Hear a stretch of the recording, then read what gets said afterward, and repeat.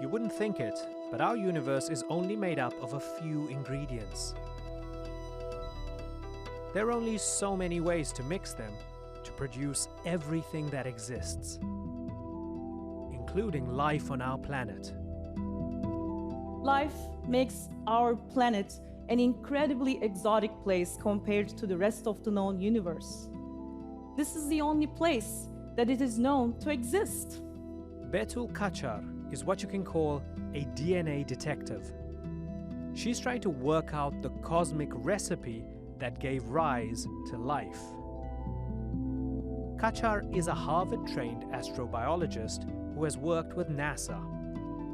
She resurrects ancient DNA molecules billions of years old to better understand the biological past, present, and future of life on Earth, and maybe beyond.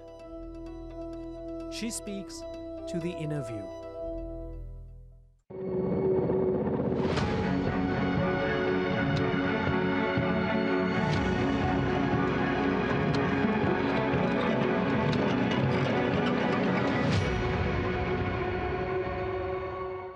I'm really looking forward to this one. I've never spoken to an astrobiologist before. Dr. 𝓢𝓾𝓭𝓾 joins us now on the Inner View. Betul, good to have you on the program.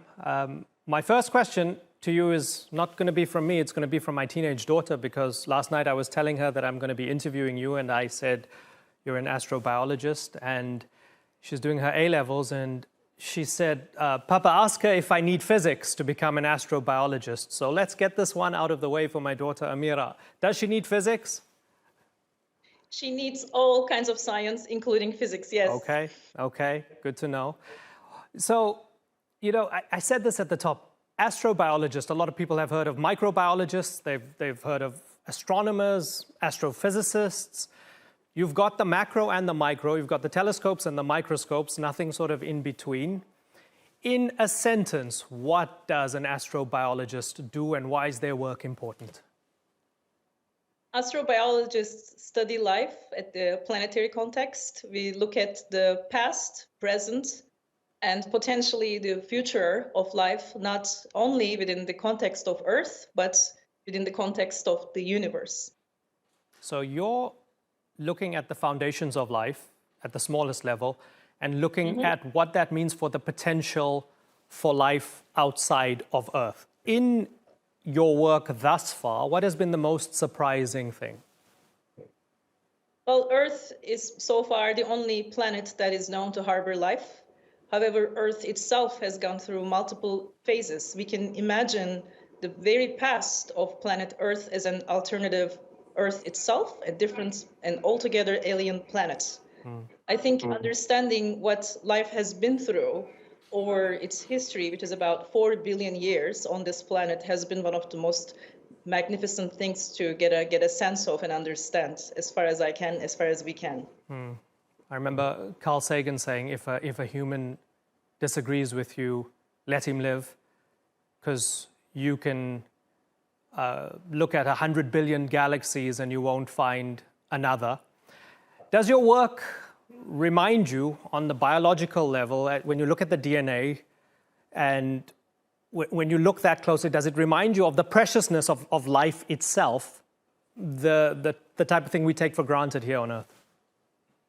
I think one of the wonders about studying science, and I will say wonder because it's a big part of our job, is to really have a chance to look at life as a collective phenomena and understand what role, especially the unseen, invisible majority of living organisms on this planet can do to a planet, and I'm talking about microbes.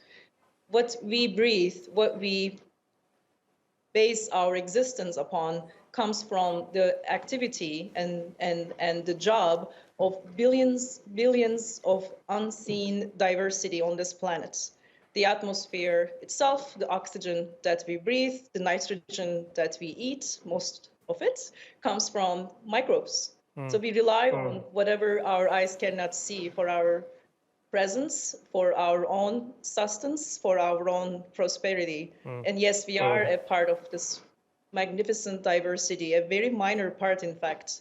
And I think there's something quite humbling about being an astrobiologist and studying life at the largest scale as possible, as you said, while connecting it to the most micro scale at the same time. You talk of microbes, we think of bacteria, the billions and trillions that are around us and inside of us.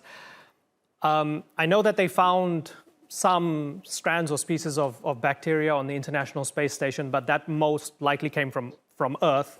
We probably left it there, right? Tomorrow, if a rover finds in a clump of dust from Mars, they find a few thousand strands of Martian bacteria, microbes, would that mean that we've discovered life, or is it not quite life? As I mentioned in the very beginning, Earth is the only known place in the universe, so far as we know, that harbors life. And if we are lucky enough to understand our neighbor, Mars, in some ways it's a sister planet, right? It's a different version of Earth. We know that early on, Mars and Earth had very similar histories. So any information that can come from a different planetary body in our solar system will only enhance our understanding of our own origins, where we come from, and what the life that we observe on this planet has been through. So part of your work is to resurrect ancient DNA. Help me understand what that means, how it's done, and why it's important. Okay, so when we talk about aging and how old we can feel, in fact, when we pass a certain age, I always ask the students and everyone to remember that life has been evolving on this planet for about 4 billion years. Our planet is 4.5 billions of years, and for the first about roughly 2 billion years, there is no oxygen on the atmosphere. Yet there was life. There is a lot of life forms that can survive in the absence of oxygen as well. And my research has been to understand what sort of life has lived in these very strange environments. If you and I traveled 2 billion years into the past, we wouldn't survive a second. But there were a lot of different living systems that no longer are here today that made it. And if you think about it, these are a different planet, a different organism, a different biology altogether that can teach us so much about our own origins and our own history. So my research has been towards understanding what life has gone through back then, and of course, that life has gone. So one way to do that is to create systems that mimic those ancient ancestors. And I'm not talking about an archaeological remnant, but I'm talking about a billion-year-old system that may have once lived on this planet. But you're still something of an archaeologist, a sort of DNA archaeologist or a DNA detective. So how is it, and I guess if you get really technical here, you might even lose me, you might lose the viewers, so I'm cognizant of that. But how do you then see the contingencies along the way? How do you create the environment in the lab to create conditions that spurs change or observes where they would have diverged in one way or another? Okay, you are asking me really amazing questions. Are you sure you're not a scientist? No, I'm not actually, but thank you. I see some images behind. I see a giraffe, I see a tree, I see a piece of DNA. So just let me start by saying that all life that we know today shares the same component, and that's the DNA. But if you drill down, we share molecules that exist in the stars, right? That's why, as we also mentioned, Carl Sagan, he said, we are made of star stuff. So all the components that enabled life are fairly similar and identical in many ways. We use the shared information that is DNA in order to rewind the clock. That you can imagine that however, at least if you're born in 80s, you will remember the tapes and you will remember rewinding those tapes. It is similar to that. In this case, we are rewinding the tape of life and go back to a time and sort of listen to the song of life that belongs to billions of years into the past. We simulate conditions that we think those organisms once lived. Those are conditions, like I said, maybe no oxygen, different temperature, and we try to simulate the ancient planet in a test tube and see how these organisms survive and respond to the changes that we subject them to. these are quite interesting problems. Our Earth is an evolving system itself. Atmosphere changes, temperature changes. We are facing big challenges coming our way in the future, and understanding the past would enable us a capacity to predict how things may respond to the upcoming changes and challenges. So I think there's big value in understanding the past and the history.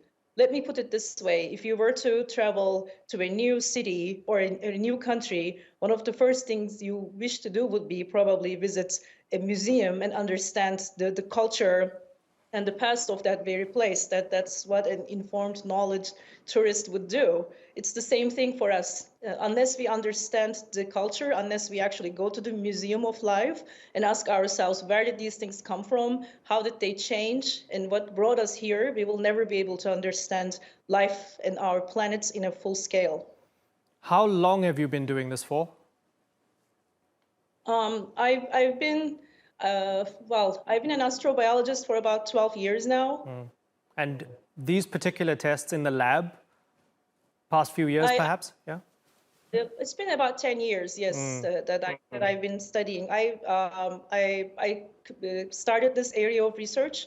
This is not a common area for biologists. That's geologists, yes, they study ancient rocks. They try to read the rocks and understand the geologic conditions of Earth. But biologists often think that that's a time that we cannot study anymore because it's gone. But I try to challenge that view, saying, yes, we may never fully understand what happened. We don't have a time machine, but we can use systems, we can use modern science to help ourselves and help our future by understanding our past and history. And over this past decade, what's been the single most illuminating or surprising thing for you as you've been testing it in the lab? And I understood that the proteins, these are the machines that help create the atmosphere, help create you and I breathe the oxygen, carry signatures that are billions of years old. When you look at them, you can actually see in their DNA that they have marks, a stamp, so to speak, that has been, I'm so excited, I'm even having exciting moment articulating this, but when you realize that they actually carry a record of their past in their DNA, you just have to look at that. That's been very interesting to me. They are very much alive and they do very much carry their own memories and histories with them as molecules. Let's talk a little bit about spreading our seed as humanity or as human civilization, because it will be some form of us that we spread because we're the ones doing it. And Alan Watts said, we are the universe experiencing itself. So we go out and we can seed life in other places. I'm sure it's not too hard, but it's probably a question of what do we seed and where? I know you've thought about this long and hard, so tell me, Betul. So let me tell you this, like you asked us very, very good question in the beginning too, that what understanding the diversity of life and all this abundant history and the overwhelming presence of it on this planet should make us feel and think. Most of us think that we are likely not alone in the universe. It's such a vast place. It would be a waste of space if it is just us, right? We think that there are different life forms in the universe. I wanted to bring this question into relief that what we have here is very precious, it is very special, and it is not easy to find a planet that has life. And here we are, we have so much working for us. This is a wonderful planet. I always say that planet Earth is my favorite planet, right? It is a wonderful place, and good planets are very hard to find. So if we truly capture how unique it is, our very presence here, perhaps that would also motivate us to protect what we have better. That the sort of rarity of coming across with a planet like ours should encourage us to think harder on what we can do to protect and sustain what we got here. And I think understanding that we are not at the branch of a tree, we are not the product of Earth, we are a part of this planet, together with many, many other organisms, many, many other living systems, visible or invisible, may bring us to a collective understanding of life and its preciousness and its fragility as well. So it's a cause for humility. It gives us an opportunity to reflect, to be grateful for what we have. We could be irresponsible by willy-nilly trying to seed life elsewhere. Tell me about some of the potential possibilities if it's decided that we want to maybe not have a colony, maybe just even take microbes and drop them off somewhere. Tell me about what discussion needs to be had even when that is decided. I think what I was also trying to get at in my talk that I believe you're referring to is that it is not as simply as going to different planets and then setting up an experiment and leaving. In Turkish, we have this nice story from the 𝓢𝓾𝓭𝓾 𝓟𝓪𝓷𝓭 you know, about yogurt and seeding a river with a yogurt, saying, hey, what if it happens, right? So these different planets in the galaxy are not our experimental test beds for us to go and try to, and I'm going to use this in quotes, colonize. They are there for our understanding, for sure. We are explorers, that's what we do, but we should be very cautious about what we are planning to do in these different places that we will be visiting. And the call that I have wasn't necessarily to bring what we got here and then change that planet into the shape that we want, but rather understand them without intervening and ask the question about their past and their history and their geologic condition, their planetary condition. It all starts with a star, right? And then a planet is formed. It's all about the details and how a star turns into a planet, or how the whole physics and chemistry and the geologic factors into these processes. And we have yet to learn how the very formation of a planet may impact the origin and the presence of life on that planet.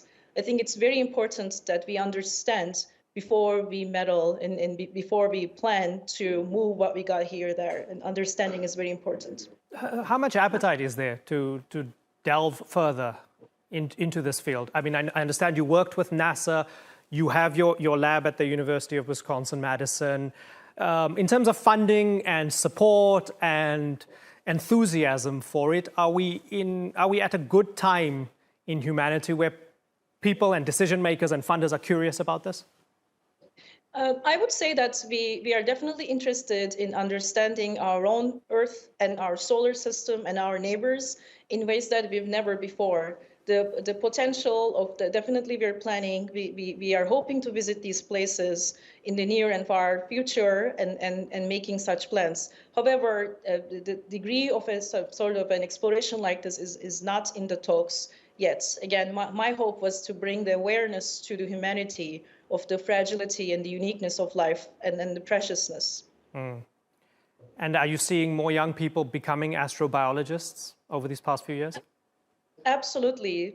As far as we know, there are thousands of different exoplanets out there. We are finding potential planets that may have atmosphere. We have launched the James Webb Telescope now. It's definitely a perfect time to be asking these questions of our place in the universe and whether we are alone or not. So I definitely encourage a lot of the young folks to give this a try, and including the question that just sort of directly answering the question of your daughter, that you can be a physicist and you can study chemistry, geology, biology, astronomy, planetary sciences, pretty much all the areas of STEM, and there's going to be a place for you in this field, because guess what? Life, understanding it and finding it will require all brains and all hands on board. I want to ask you about young Betul in Istanbul in the 1980s and 1990s. Tell me about that young girl's dream and whether where you are now is the fruition of that dream. Well, let me tell you that young girl couldn't have imagined that I would be having this conversation with you in her future. So definitely, I think I carried her dreams in places that she couldn't have imagined.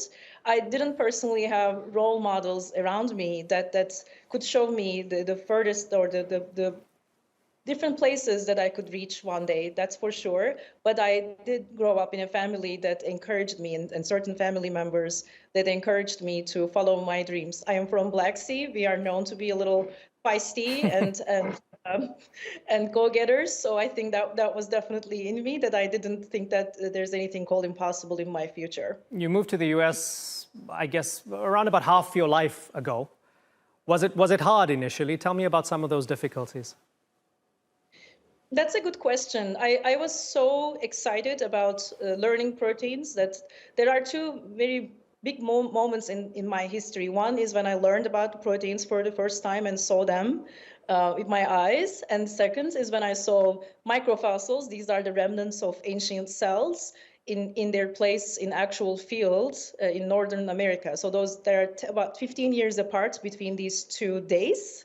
And when I first moved to the United States, it was solely to understand proteins. I didn't think about anything else except just to be in the lab, eat, sleep, experiment, and that's all I wanted to do. And I'm grateful that I had that opportunity for sure. So it wasn't so much about a cultural adjustment problem, because for me, the only culture I had to adjust was the culture of the microbe.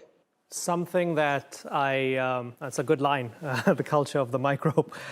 Something that I noticed after watching and listening to 2.5 hours of you with Lex Fridman, it was immaculate. It was beautiful, really wonderful interview.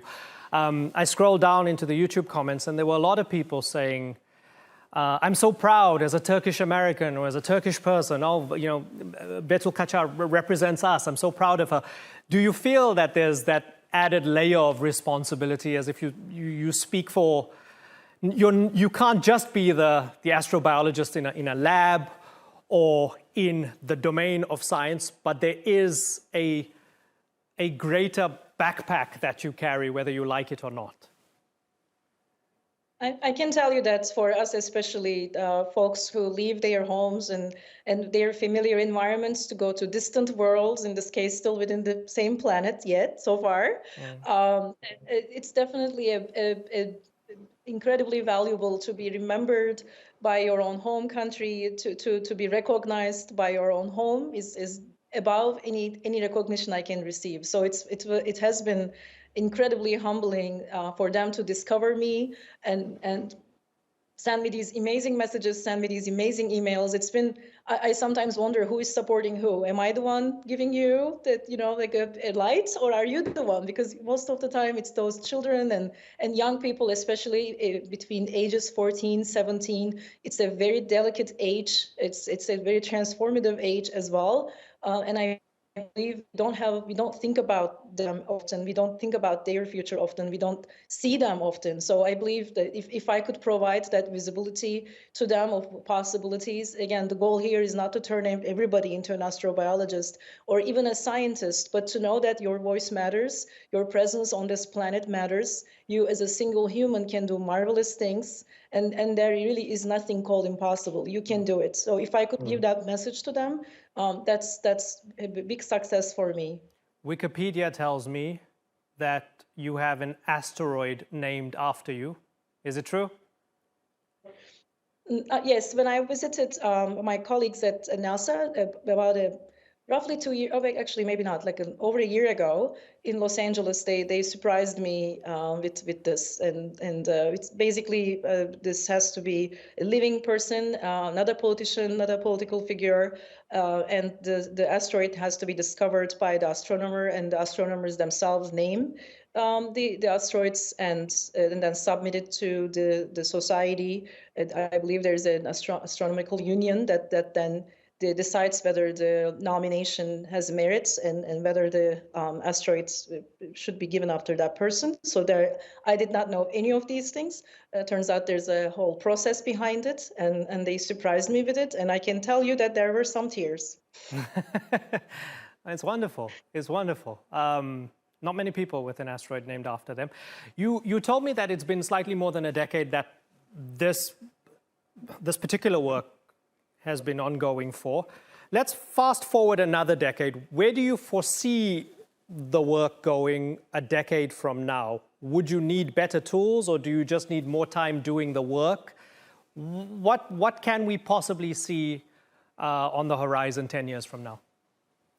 There are two different things. I like to think of ourselves as surfers. I was just in California last week, so I was looking at the beach and thinking, yes, there are surfers there, and that's sort of what we do as well. In the differences that we are surfing in time, that in past, present, and future.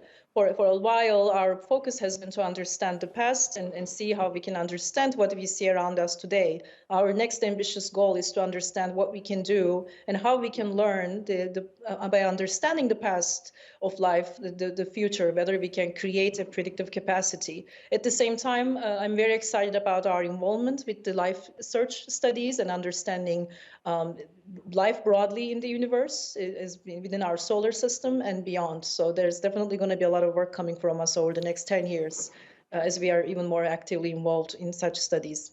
Looking forward to it. Dr. 𝓢𝓾𝓭𝓾, it's been an education for me. Thank you very much for joining us on the interview. Thank you so much for having me. Teşekkürler. Rica ederim. Bye-bye.